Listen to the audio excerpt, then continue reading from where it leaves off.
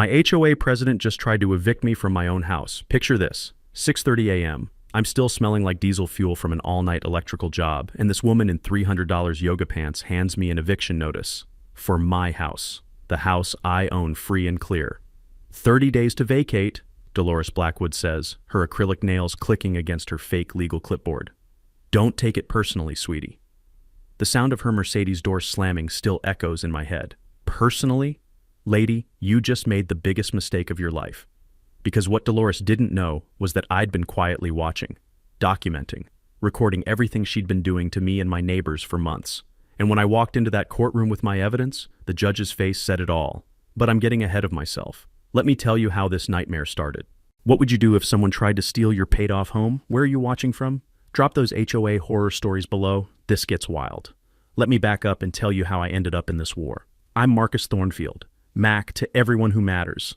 52, electrician for 30 years, recently divorced from a woman who thought my blue-collar paycheck wasn't good enough for her country club dreams. When the divorce settlement hit, I did something that shocked everyone. Bought a house with cash, not some McMansion, a solid 1970s ranch in Willowbrook Estates. The smell of old wood and honest work still clung to the walls. 3 bedrooms, corner lot, and 0 debt. For the first time in decades, I could sleep without worrying about mortgage payments. Willowbrook was paradise for a guy like me. 47 houses filled with working families who minded their own business. Kids played in the streets. Mrs. Isla next door brought dumplings that tasted like heaven. The Rodriguezes across the street became my unofficial family. For 2 perfect years, life was simple. Then she arrived. Dolores Blackwood moved in from Eastbrook Heights after her husband's construction company got busted for fraud. Apparently, financial disgrace doesn't sit well with a woman who'd spent 20 years looking down her nose at lesser neighborhoods. Picture this. 5'4" in designer sneakers, blonde hair that defies physics, always dressed for yoga classes she never attends. Her white Mercedes GLE with Dolores 1 vanity plates announced her arrival like a storm warning. The diesel rumble of that engine became our neighborhood's air raid siren. When drainage problems hit in 2019, most working folks couldn't attend the emergency HOA formation meeting. Dolores volunteered as president. Nobody else wanted the headache, so boom, we had our new overlord. The harassment started immediately. Mrs. Isla got fined for garden gnomes, aesthetic violations. The Rodriguezes got cited because their kids drew hopscotch with chalk. Defacement of common property, the notice claimed. But I was her special project. 3 months after Dolores took power, I found a violation notice stuck to my door like a parking ticket. My cedar fence, installed in 1973, older than some of my neighbors, was suddenly an unapproved structure. Fine, $150. Deadline, 30 days. That evening, I knocked on her door. Expensive vanilla candles filled the air with their sickeningly sweet perfume as she answered in full makeup at 8 p.m. "Oh, hi there, Mac," she purred with that smile that looked painted on. "I was wondering when you'd stop by." "This fence predates your HOA by 46 years, I said, keeping my voice steady. "How is it suddenly illegal?" Her laugh sounded like wind chimes in a hurricane. "Rules are rules, sweetie. That old thing doesn't meet current community standards." Sweetie. That word dripped with enough condescension to choke a horse. "What standards? Nobody voted on fence regulations." "The board makes decisions for the community's benefit," she said, examining her manicured nails. The click of her acrylic tips against the doorframe sounded like a timer counting down. "I'm sure a handyman like you can handle a simple fence removal." Handyman, not electrician. Handyman. Like 30 years of licensed electrical work meant nothing. "And if I refuse?" Her smile widened. "Oh, Mac, you don't want to go down that road. I have resources you can't imagine." The door closed with a soft thud that somehow felt like a gunshot. Standing in my driveway, violation notice crumpled in my fist, I realized this wasn't about fences or community standards. This was about power, control. And for whatever reason, Dolores Blackwood had decided I was her test case. She wanted to see how far she could push before I broke. What Dolores didn't know was that electricians don't break easily. We troubleshoot. We trace problems back to their source, and we fix things permanently. The war had officially begun. Here's where things got interesting. And by interesting, I mean absolutely infuriating. I spent that weekend removing 20 feet of perfectly good cedar fence. 40-year-old wood that was stronger than half the new construction in town, but apparently it offended Dolores's delicate sensibilities. The smell of cedar dust filled my garage as I carefully saved every board. Electricians' habit of never throwing away anything useful. Monday morning, I'm loading my work van when her white Mercedes creeps down the street like a shark circling prey. Dolores steps out in her daily uniform of yoga pants and superiority, clipboard in hand. "Problem solved," I called out, wiping sawdust off my hands. She walked my entire perimeter, designer sneakers crunching on fresh gravel. Then she stopped at the remaining backyard section, the part that bothered absolutely nobody. "This won't do at all," she announced, clicking her pen like a metronome. "What won't do? I removed what you complained about." "The remaining fence uses non-compliant materials. Cedar wasn't approved by the architectural committee." I blinked. "What architectural committee? This fence is from 1973. The board retroactively established material standards last week." She handed me another violation notice on paper, so expensive it probably cost more per sheet than my lunch. "Complete removal required. Fine. $300. Now here's something I learned during my divorce. When someone starts making up rules as they go, you need documentation. Sarah's lawyer taught me that the hard way when she tried claiming I'd agreed to things I'd never heard of. "You can't retroactively change rules for pre-existing structures," I said. "Actually, I can." That razor-sharp smile again. "I'm the president, Mac. Property values are my responsibility." That night, I drove to the county records office. The musty smell of old filing cabinets and decades of bureaucratic paperwork filled my nostrils as I started digging. 3 hours later, surrounded by covenant documents and formation papers, I hit gold. The original HOA covenants, clear as day. Pre-existing structures installed prior to HOA formation shall be grandfathered under previous neighborhood standards. Signed, notarized, legally binding. I photocopied everything, the machine's mechanical hum becoming my victory song. 43 pages proving Dolores was either lying or incompetent. Tuesday night's HOA meeting felt like walking into court. Fluorescent lights buzzed overhead as 15 homeowners sat in squeaky folding chairs. I brought my evidence folder, feeling bulletproof. "Before we start," I announced, spreading documents across the front table, "let's discuss these fence violations." Dolores's smile flickered. "The board's decision stands, Mac." "Based on what authority?" "Because your own filed covenants specifically protect pre-existing structures." Mrs. Isla leaned forward from the back row. A couple people pulled out phones. Dolores barely glanced at my evidence. "Those are technicalities. The grandfathering clause expired with our updated standards." "Show me where it says that." "It's implied in our governance structure." "Implied? You're fining me $300 on something implied?" The room went dead quiet except for those awful buzzing lights. "Mac," Dolores said with that tone kindergarten teachers use on difficult children, "emotional outbursts won't change anything." "Emotional outbursts. Right. Then I want copies of the current bylaws." "Certainly. $50 administrative fee for copying. $50 for photocopies." I slapped the cash on her table. "Everything. Bylaws, standards, meeting minutes, financial records." "Some documents require board approval. Public HOA records need approval?" That's when Dolores showed her true colors. She accidentally knocked over her coffee cup, sending hot liquid across my carefully organized evidence. 3 hours of research turned into soggy pulp. "Oh my goodness, how clumsy!" she exclaimed, grabbing napkins with Oscar-worthy concern. The coffee smell mixed with wet paper created this nauseating aroma that perfectly captured my feelings watching my documentation dissolve. But here's the beauty of being detail-oriented. I'd made copies before leaving the house. 2 weeks later, my complete HOA package arrived. 17 pages of obviously butchered bylaws with missing sections, inconsistent formatting, and contradictory rules.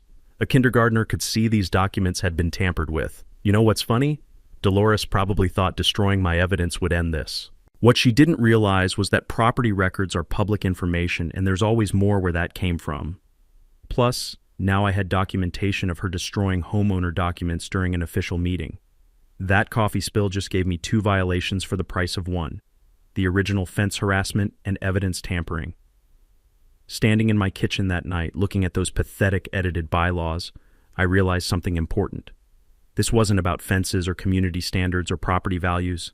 This was about power, control, and testing how far she could push before I broke. What Dolores didn't know was that she just picked a fight with someone who troubleshoots problems for a living. Game on. 2 weeks after the fence fiasco, Dolores decided to escalate. Apparently, humiliating herself with the coffee spill wasn't enough education for one lifetime. I woke up Tuesday morning to find a bright yellow ticket fluttering on my work van like a neon butterfly having an identity crisis. The adhesive was still tacky. Whoever stuck this thing on had done it recently. Very recently. Violation, commercial vehicle overnight parking, $200 fine plus $50 daily until resolved. Commercial vehicle? I stared at my basic Ford Transit with Thornfield electrical on the sides. Nothing fancy, nothing oversized, just standard working man transportation that's been parked in the same spot for 2 years without attracting anything except the occasional curious squirrel. The citation was signed by Dolores Blackwood, time-stamped 6:47 a.m. I checked my watch, 7:15. This woman had been prowling my street before most people's coffee makers kicked on, hunting violations like a caffeinated bloodhound. Fresh coffee aroma drifted from my kitchen, mixing with morning air and the lingering diesel exhaust from her Mercedes. She'd probably watched me discover her little surprise from her front window, savoring the moment like fine wine. I called the number on the ticket. She answered before the first ring finished. Willowbrook HOA, President Blackwood speaking. It's Mac. What's this commercial vehicle garbage? Oh, hi, Mac. That syrupy fake cheerfulness could rot teeth at 50 yards. Emergency board meeting last night. Commercial vehicles attract criminal elements to family neighborhoods. Criminal elements. Because clearly electricians are notorious for their crime sprees between service calls. My van's been here 2 years without attracting anything except mosquitoes and the neighbor's cat. New rules require immediate compliance, sweetie. 24 hours to relocate or face escalating penalties. Here's the problem nobody thinks about. That van contains $15,000 of specialized tools. Wire strippers, conduit benders, testing equipment collected over 30 years of troubleshooting other people's electrical disasters. My entire livelihood rides in that vehicle. Plus, insurance only covers the tools when secured in my driveway or active job sites. Where exactly should I park it? Street parking on Maple Street works perfectly, only 8 blocks away. 8 blocks. In a neighborhood where tool theft happens so regularly the police have a special task force. How convenient. What about emergency calls? I'm on hospital rotation. I'm sure a resourceful handyman like you will figure something out. Blessed day. The line died with a click that sounded suspiciously like a mousetrap snapping. Now getting screwed in divorce court teaches you valuable lessons about verifying legal claims. Sarah's lawyer tried similar tactics with emergency property restrictions that turned out to violate state law. So that afternoon, I hit the public library like a man possessed. 3 hours later, jackpot. State commerce protection statutes specifically prohibit HOAs from restricting licensed trade vehicles under 10,000 pounds when parked on owner's property. The law exists precisely to prevent this kind of harassment targeting working people. But here's where karma gets interesting. While researching, I spotted something beautiful in Dolores's driveway photos I'd taken for documentation. Her precious Mercedes sported massive real estate decals covering half the rear window. Blackwood Luxury Properties, your dream home awaits. Commercial advertising on a personal vehicle, parked overnight in residential driveway, every single night. The irony was so thick you could slice it and serve it at Sunday dinner. Wednesday morning, loading my van, I heard that familiar Mercedes rumble approaching. This time she brought backup. Some guy in a fluorescent vest was attaching a bright yellow boot to my front wheel like he was gift wrapping a present nobody wanted. What's this supposed to be? I jogged over, tools jangling. Non-compliance enforcement, the guy mumbled, avoiding eye contact. His vest read Metro Parking Solutions. Professional car thieves with business cards. Dolores supervised like a general directing battlefield operations. Morning, Mac. I did mention that deadline.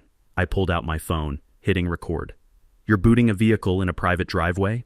Community safety requires enforcement, she announced to my camera with that plastic politician smile. Commercial vehicles attract undesirable elements.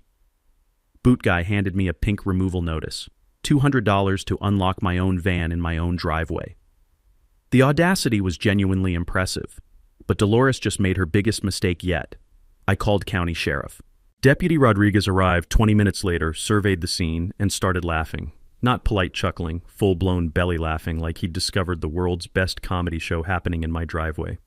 Ma'am, he told Dolores while wiping tears, booting vehicles on private property without court orders is called theft. Pretty serious theft, actually.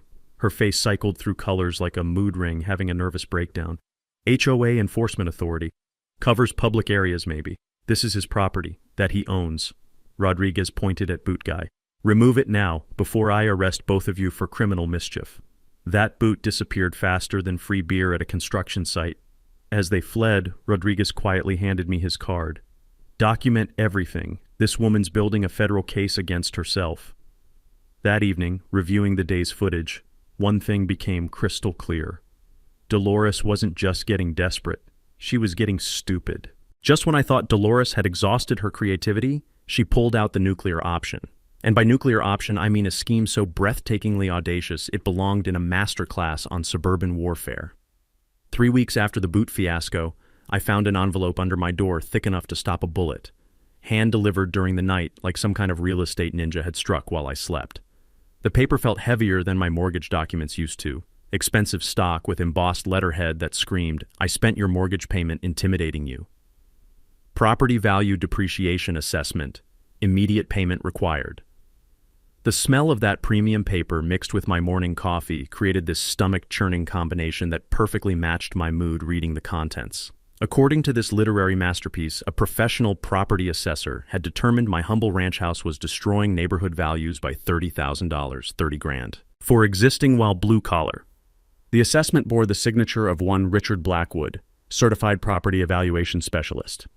Blackwood. Because apparently keeping corruption in the family is a tradition older than Sunday dinner. According to Dick's expert analysis, my property's substandard maintenance, inappropriate landscaping, and non-conforming architectural elements were single-handedly tanking everyone's equity. His solution? Pay a depreciation assessment of $47,500 to compensate affected neighbors. Alternatively, Dolores's real estate company would graciously purchase my property for the fire sale price of $180,000, a bargain considering it appraised at $285,000 just last year. The purchase contract was already attached, complete with a move-out clause requiring vacation within 10 days. How thoughtfully efficient. Now here's something I learned during my divorce that every homeowner should know when lawyers demand immediate payment for fabricated damages with impossible deadlines. They're not actually expecting payment. They're forcing panic decisions while you're too overwhelmed to think straight.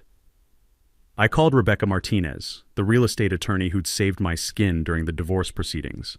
Her laughter was so violent I genuinely worried she might require medical attention. Mac, this is either the most incompetent fraud attempt in legal history or elaborate performance art, possibly both. So it's bullshit? Complete bullshit. HOAs cannot impose special assessments for subjective property value claims without documented expenses and homeowner votes. This is extortion wearing a business suit. Rebecca recommended an actual certified appraiser, emphasis on actual as opposed to whatever Dick Blackwood was pretending to be. James Morrison arrived Thursday in a sensible Honda, armed with legitimate credentials and zero family connections to power-hungry HOA dictators. He spent 3 hours measuring, photographing, and evaluating everything from foundation to roof shingles with the methodical precision of someone who actually knew what they were doing. His report arrived Friday afternoon like Christmas morning. According to legitimate professional assessment, my improvements, new electrical panel, updated wiring, fresh exterior paint, had increased neighborhood values by approximately $15,000. But wait, it gets better. A quick check with state licensing boards revealed that Dick Blackwood wasn't certified to assess anything more complex than his own pulse. No license, no credentials, no legitimate qualifications beyond sharing DNA with Dolores. The guy was about as professionally certified as a fortune cookie. Armed with real documentation, I started connecting dots. Public records showed Blackwood luxury properties had been unusually busy in our neighborhood. 3 houses sold in 18 months, all listed exclusively by Dolores's company. Coincidentally, all 3 previous owners had endured similar HOA harassment campaigns before mysteriously deciding to relocate. The pattern was gorgeous in its simplicity. Terrorize homeowners with escalating fines and bogus assessments until they panic sell below market value. List properties through your own company, flip them to unsuspecting buyers at full price, pocket the massive difference. Evil genius level stuff, really. Monday night's emergency HOA meeting smelled like industrial disinfectant and shattered dreams as 20-odd homeowners squeezed into folding chairs designed by someone who clearly hated human spines. We're addressing a serious threat to community financial stability, Dolores announced, waving Dick's fake assessment like evidence at a murder trial. I stood up with Morrison's legitimate report. Before discussing threats to financial stability, let's examine your brother-in-law's complete lack of professional credentials. Her plastic smile cracked like cheap veneer. I don't understand. Dick Blackwood isn't licensed to assess property values anywhere in this state. His credentials are fiction. His report is worthless. I spread Morrison's documentation across the front table. According to an actual licensed professional, my improvements increased neighborhood values by $15,000. Phones appeared like magic as neighbors started recording this beautiful disaster. Furthermore, I continued, enjoying every second, your real estate company has exclusively listed every property sold after HOA harassment campaigns. Remarkable coincidence. Instead of backpedaling or deflecting, Dolores made the mistake of doubling down like a gambling addict at closing time. This community will not be held hostage by one selfish homeowner, she shrieked, her voice hitting frequencies that probably violated noise ordinances. If Mac Thornfield refuses to support neighborhood stability, perhaps he should find somewhere else to live? Mrs. Isla's voice cut through the tension like a knife. Are you threatening him with forced relocation? I'm protecting everyone's investment, Dolores snarled, all pretense of civility evaporating. Walking to my truck afterward, surrounded by neighbors sharing their own harassment stories, everything crystallized. This wasn't governance gone wrong or power-drunk leadership. This was racketeering in yoga pants. The breakthrough came from the most unexpected source, Dolores's own stupidity. After that train wreck HOA meeting where she'd basically confessed to racketeering in front of 20 neighbors with smartphones, I decided to stop playing defense. Rebecca Martinez had dropped a bombshell during our call. HOAs are quasi-governmental entities, Mac. Their financial records are public information. Public information. Those words bounced around my skull like a pinball finding its target. Wednesday morning, I walked into the county clerk's office feeling like a man with a winning lottery ticket. The clerk, a battle-hardened woman who'd probably survived every bureaucratic apocalypse since the Carter administration, pulled up our records without missing a beat. Willowbrook Estates HOA, she said, fingers flying across keys with the rhythm of someone who'd done this dance 10,000 times. Annual filings? Here we go. The documents she handed me hit like a sledgehammer to the gut. $127,000. Gone. Vanished like a magician's rabbit. Except this trick involved systematic theft disguised as community management. The landscaping contract made my eyes water, not from emotion, but from sheer audacity. $48,000 annually to Green Valley Maintenance for maintaining our extensive common areas. Our common areas consist of 2 entrance signs and maybe 300 square feet of grass that I could trim with nail clippers during commercial breaks. Green Valley's business address? Same as Dolores's sister's catering company, because apparently making sandwiches qualifies you for landscape architecture. Snow removal was pure comedy gold. $45,000 annually for a region that saw 2 actual snowfalls last winter, both barely enough to dust a car windshield. Mountain Peak Snow Services shared an address with Dolores's nephew's lawn care business, which probably meant they cleared our imaginary blizzards with the same mower they used for summer grass. But the crown jewel was Neighborhood Watch Solutions, $37,000 for installing security cameras that existed only in Dolores's creative accounting universe. I'd walked every street in our neighborhood. The only cameras belonged to individual homeowners protecting their own property. The musty smell of decades-old filing systems mixed with fresh photocopy toner as I documented everything, hands trembling between rage and anticipation. Here's something most people don't know about embezzlement. It's not just theft. It's federal mail fraud when conducted through official correspondence, which bumps penalties into serious prison time territory. That evening, spreading evidence across my kitchen table like a detective solving a murder case, the full scope hit me. Dolores hadn't just been harassing individual homeowners. She'd been operating a criminal enterprise disguised as community governance. Every bogus fine, every fake violation, every harassment campaign had fed cash into her family's network of shell companies. She'd weaponized our HOA into her personal money laundering operation while simultaneously running forced sale scams on targeted properties. My phone buzzed. Rebecca Martinez. Mac, I've been researching your situation. We need federal backup. HOA embezzlement typically involves wire fraud, mail fraud, and RICO violations when there's ongoing criminal conspiracy. RICO. The same laws that toppled organized crime families were about to crush a suburban real estate scammer in yoga pants. How serious is federal involvement? FBI white-collar crime serious. They salivate over these cases. Easy prosecutions with massive public relations benefits. Politicians get to protect middle-class homeowners while looking tough on corruption. Lying in bed that night, staring at ceiling shadows cast by streetlights, I experienced something unexpected. Not fear, liberation. This had never been about community standards or property maintenance or neighborhood harmony. This had been about organized theft. And Dolores Blackwood had been running a criminal operation that would make Tony Soprano proud. She'd picked the wrong neighborhood to rob. More importantly, she'd picked the wrong electrician to screw with. Because once you trace an electrical problem back to its source, fixing it becomes beautifully simple. You just flip the right switch and watch everything shut down. Time to build the dream team that would make Dolores wish she'd picked a different hobby than amateur racketeering. Rebecca Martinez arranged our war council at Murphy's Diner, the kind of place where working people solve real problems over coffee that could strip paint while politicians debate nonsense on cable news.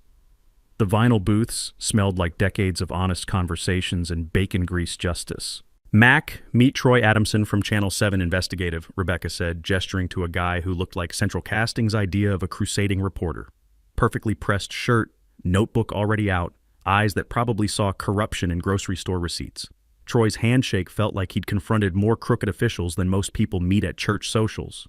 "Rebecca says you've got HOA fraud with federal teeth. My viewers devour this stuff. Suburban corruption, working families getting screwed, rich people discovering consequences exist. And this is Elena Vasquez, State Attorney General's white-collar crime division." Elena looked like she could prosecute a RICO case before breakfast and still have energy to deadlift a Buick. Sharp suit, sharper stare, handshake that suggested she'd sent plenty of country club criminals to federal accommodations. "We've been tracking HOA fraud patterns statewide," Elena said, opening a tablet thick enough to stop bullets. "Your situation matches a model we're seeing, systematic embezzlement combined with forced property acquisition. If we prove ongoing criminal enterprise, we're talking decades in federal prison." The next week felt like preparing for D-Day, if D-Day involved spreadsheets and subpoenas instead of landing craft. Elena's forensic accountant, Patricia, a quiet woman who could trace dirty money like a bloodhound following bacon scent, discovered Dolores's operation made Enron look amateur. Shell companies nested inside shell companies, all feeding the Blackwood family money machine. "Look at this beautiful disaster," Patricia said, spreading bank statements across Rebecca's conference table like tarot cards predicting financial doom. HOA funds flow to Green Valley Maintenance, which subcontracts to Mountain Peak Snow Services, which pays consulting fees to Neighborhood Development Solutions, which transfers profits to Blackwood Luxury Properties. It's money laundering disguised as suburban landscaping. The scope kept expanding like a horror movie franchise. $847,000 stolen from multiple HOA accounts across 3 counties over 2 years. Dolores hadn't just robbed us. She'd been running the same scam on half the state. Here's something most people don't know about RICO prosecutions. They require proving a pattern of criminal activity over time, which means investigators love detailed documentation of repeated offenses. Every harassment incident, every bogus fine, every intimidation tactic becomes evidence of ongoing criminal enterprise. Troy started interviewing neighbors, discovering Mrs. Isla was basically a one-woman intelligence operation. 18 months of meticulous documentation, violation notices, fine schedules, meeting minutes, even photos of Dolores parking illegally while issuing parking violations to others. "Your neighbor survived authoritarian government," Troy explained after spending 3 hours at Mrs. Isla's kitchen table, surrounded by evidence folders that would make FBI agents weep with joy. "She knows how to document abuse of power." The Rodriguezes contributed their own nightmare stories. Threats, intimidation, attempts to force relocation through escalating fines for children playing in their own yard. Young families with limited English and no legal resources, perfect targets for predators like Dolores. But victim testimony wasn't enough. We needed Dolores caught red-handed. That's where 30 years of electrical troubleshooting became relevant. Complex system failures teach you to think systematically, anticipate problems, and prepare redundant solutions for when primary plans explode. I installed motion-activated cameras around my property, completely legal surveillance on my own land, hidden units positioned to capture harassment incidents without detection. Nothing fancy, just standard security equipment with strategic placement and backup power supplies. Elena suggested psychological warfare. "Dolores is getting desperate. Desperate criminals make spectacular mistakes. If we can provoke her into obvious illegal behavior while recording everything." The trap was elegant in its simplicity. I would fake surrender, request formal meeting to negotiate terms, ensuring maximum witnesses while documenting everything, make Dolores feel victorious enough to reveal her complete operation. Rebecca prepared documents that looked like capitulation but were actually federal subpoenas ready for service. Elena coordinated with FBI agents who would be positioned nearby like invisible backup singers. Troy arranged camera crews under the guise of filming human interest story about neighborhood conflict resolution. Overconfident criminals always confess, Elena explained with the wisdom of someone who'd watched dozens of white-collar cases implode. They can't resist explaining how clever they've been. We scheduled the community center showdown, invited all homeowners, and spread word through Mrs. Isla's informal network that Mac Thornfield was finally surrendering. The night before our operation, surrounded by legal documents and evidence files, I felt something unexpected, complete calm. Like the moment before flipping a breaker that fixes a complex electrical problem. Dolores Blackwood had spent 2 years destroying lives for profit, targeting vulnerable families, stealing community funds, turning neighborhood governance into organized crime. Tomorrow, her criminal empire would short-circuit permanently, and I had front-row seats to watch the fireworks. Dolores must have developed some kind of sixth sense about impending doom because suddenly she abandoned subtle harassment for full-blown suburban warfare. It started 3 days after I'd agreed to discuss her buyout terms. I dragged myself home from a midnight emergency at the hospital. Some medical genius had attempted DIY electrical work on surgical equipment and nearly turned the cardiac unit into a fireworks display, only to discover my basement had become an indoor lake. Not just wet, flooded, like someone had declared aquatic warfare on my foundation. The smell hit me first, that nauseating combination of wet concrete, ruined copper wire, and decades of stored electrical equipment dissolving into expensive soup. Water lapped at my ankles as I sloshed toward the main shutoff, surveying damage that probably cost more than most people's cars. Someone had systematically destroyed my sprinkler control valve with what looked like industrial bolt cutters, then apparently stuck around to admire their handiwork while my basement transformed into a very expensive swimming pool. $15,000 in damage, minimum, not counting the irreplaceable vintage electrical testing equipment that was now submarine-grade scrap metal. But here's where Dolores made her first spectacular mistake of the sabotage era. My new security cameras had been rolling all night. The footage was absolutely gorgeous. Crystal clear video of 2 guys in dark hoodies approaching at 2:47 a.m. with professional demolition tools, working with the methodical precision of people who'd done this before. Even better, one genius drove away in a white pickup sporting Mountain Peak landscaping in cheerful letters across the tailgate. You know, Dolores's nephew's company that somehow qualified for those phantom $45,000 snow removal contracts. The next morning, loading my van for another hospital call, I heard the familiar hiss of dying dreams. All 4 tires, slashed through the sidewalls with surgical precision while I'd been playing submarine captain in my basement. This hit where it hurt most, my livelihood. Emergency electrical calls don't reschedule for tire repairs, and missing hospital rotation could cost me that contract permanently. I ended up renting a truck at rates that would make loan sharks blush, just to keep working. But wait, there's more. Like a late-night infomercial from hell, Dolores had additional surprises. While I was at the tire shop getting new rubber installed, someone called the state licensing board with completely fabricated complaints about my hospital work. Alleged safety violations, patient endangerment, unauthorized modifications, creative fiction that would make Stephen King jealous. The licensing investigator showed up Friday morning looking like an accountant who'd lost a bet with life. Thick glasses, thicker bureaucratic manual, and the personality of wet cardboard. "This is extremely serious, Mr. Thornfield," he intoned, adjusting spectacles that probably cost more than my daily wages. "Patient safety violations carry criminal penalties. Criminal penalties. For work I'd never done. Violations existing only in Dolores's increasingly deranged imagination. Here's something most people don't know about professional licensing. Complaints trigger automatic investigations regardless of merit, and your license gets suspended pending resolution. No work, no income, no way to fight back while bureaucrats investigate fairy tales." That afternoon brought the cherry on this disaster Sunday. Deputy Rodriguez called with news that made my head spin. "Mac, we've got a problem. Someone filed domestic violence allegations claiming you've been threatening a female neighbor." The taste of bitter rage mixed with afternoon coffee as I processed this latest assault. Who filed it? Anonymous tip through the domestic violence hotline.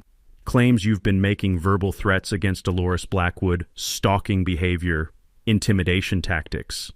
The system was designed to protect genuine victims, which made it perfect for weaponization by predators like Dolores.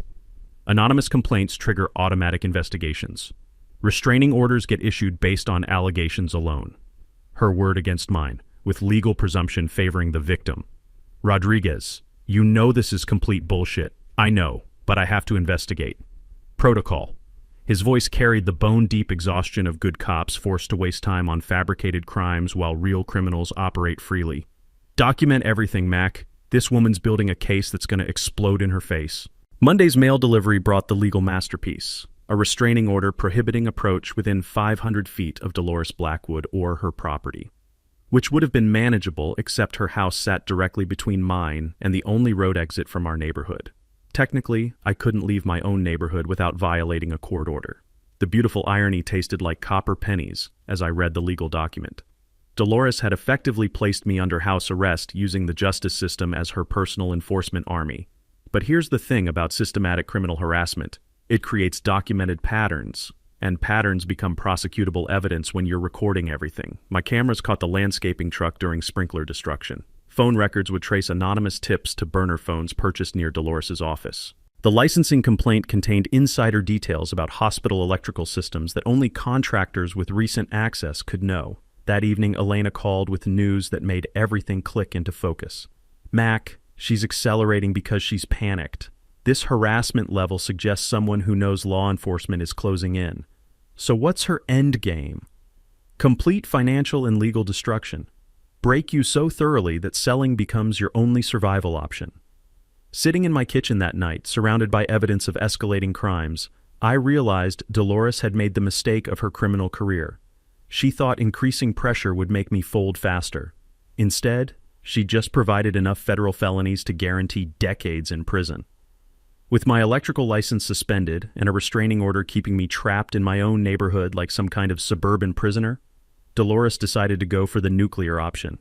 The lawsuit arrived via process server Thursday morning, a kid who looked like he'd rather be delivering pizza than legal documents that could destroy people's lives. $500,000 in defamation damages for allegedly ruining Dolores's reputation through malicious harassment and false accusations. $500,000. The legal brief was a masterpiece of creative writing, claiming my obsessive behavior and unfounded allegations had damaged her real estate business, caused emotional distress, and somehow endangered her family's safety. According to this work of fiction, I was basically a domestic terrorist with a tool belt.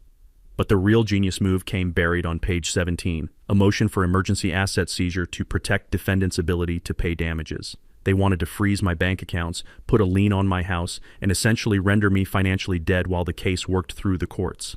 The smell of expensive legal paper mixed with my cheap coffee created this nauseating combination that perfectly captured my mood reading this latest assault. Dolores wasn't just trying to steal my house anymore. She was attempting complete financial annihilation. That afternoon brought even better news. My boss at Thornfield Electrical, technically myself since I was self-employed, received a call from the hospital district.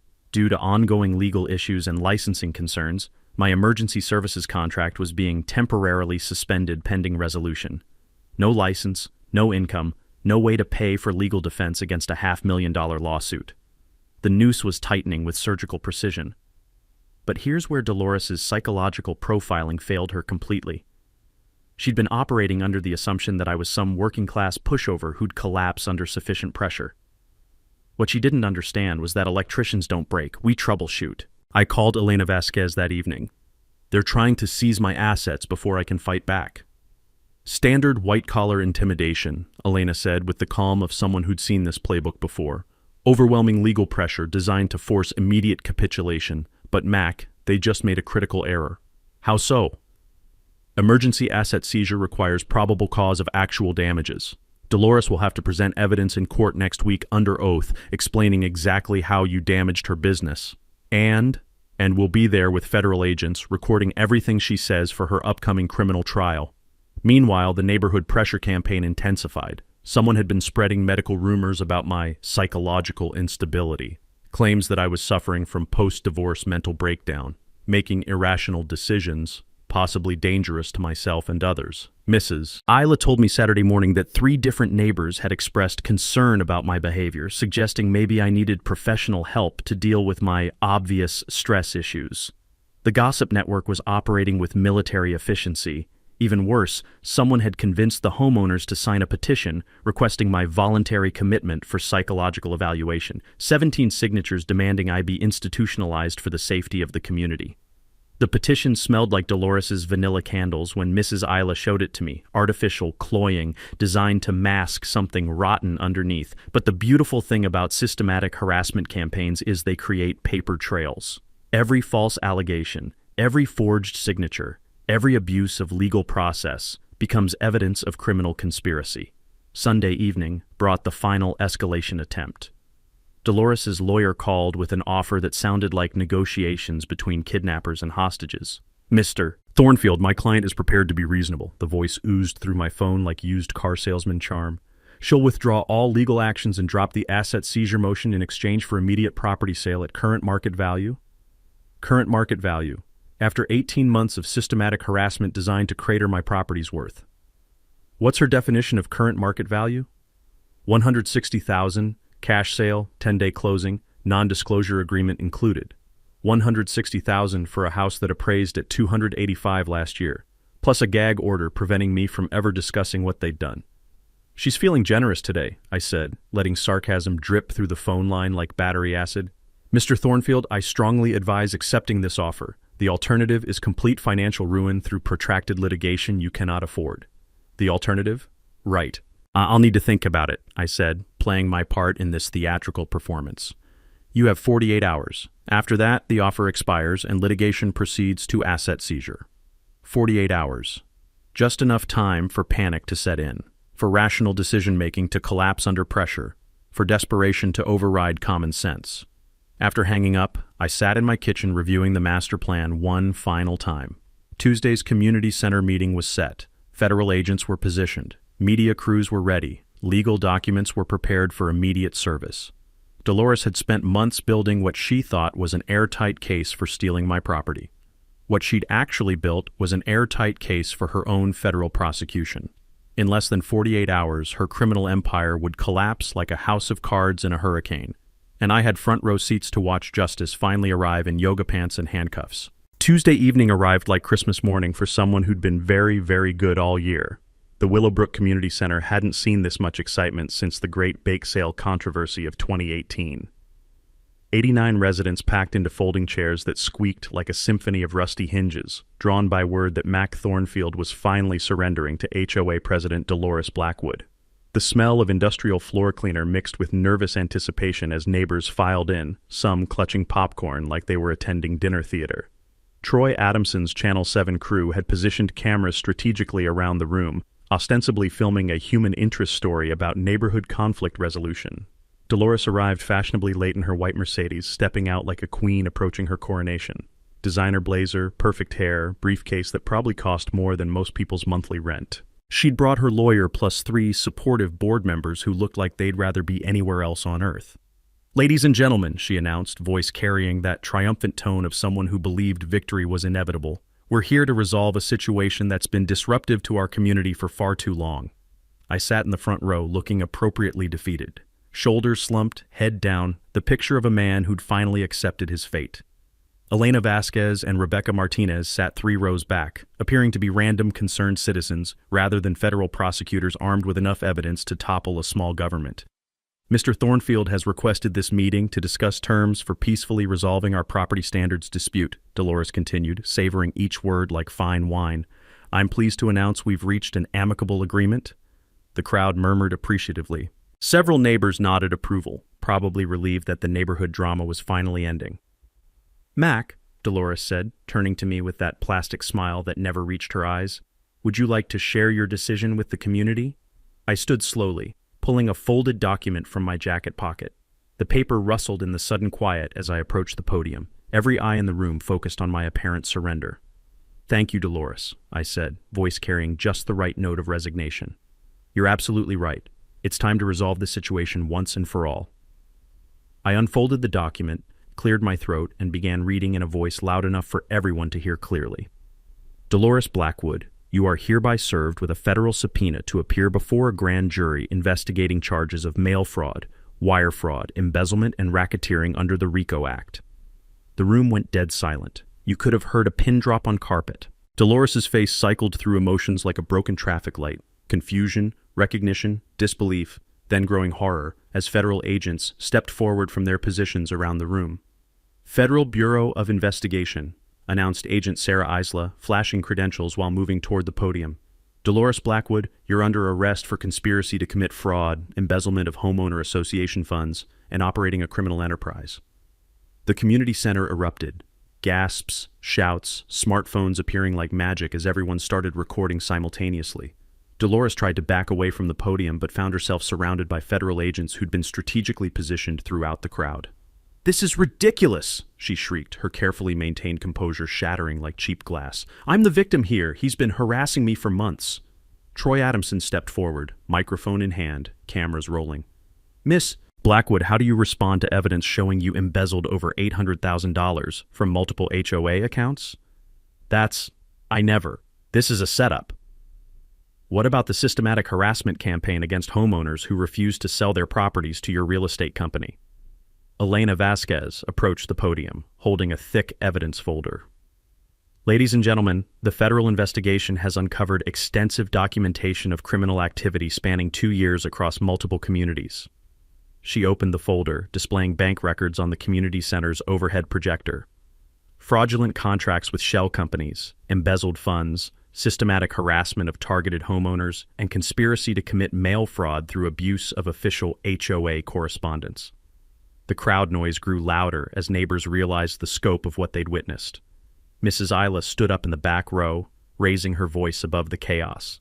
"She tried to steal all our homes. Every family she harassed, every fake fine, every threat, it was all to force us to sell cheap."